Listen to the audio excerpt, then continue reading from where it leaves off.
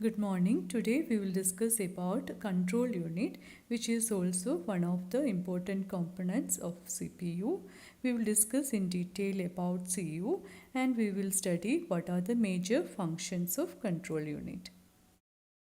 Control unit is a component of the CPU which controls and coordinates the overall operations of a computer system. So it acts as a controlling device which coordinate and control every components as well as every actions of a system.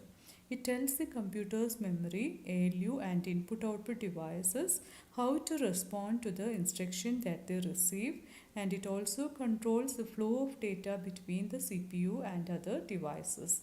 That is, it controls the movement of data and instructions into and out of the CPU and controls the operation of various components of a computer.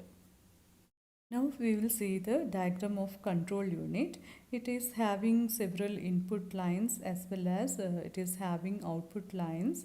The inputs include clock, instruction register, flags, etc. So we will see what is a clock.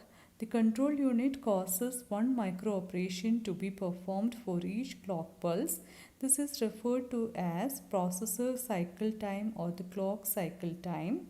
And next one is instruction register. The opcode of the current instruction is used to determine which operation to be performed during the execution cycle. So it will be informed to the control unit.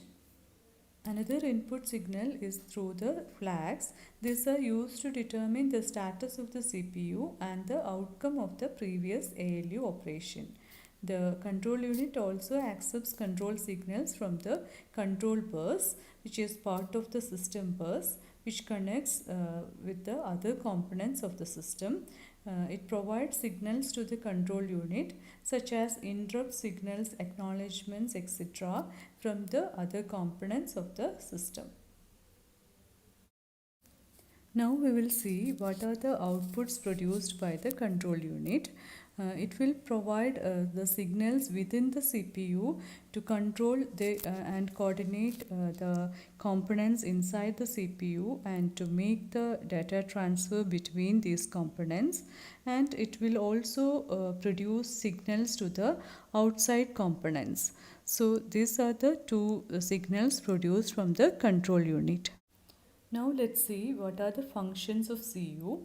The major functions include it will fetch the instruction, that is micro operation to be performed by the processor from the primary memory at the location pointed to by the program counter register. So whenever the processor is ready for execution, it will fetch the instruction from the primary memory as per the program counter register. Then it will decode the instruction in the instruction register and it will execute the instruction as per the sequence of micro operations. So the major functions include fetching, decoding and executing the instructions as per the sequence. The CU also issues signals that control all data transfer between various components, both internal to CPU and external to CPU.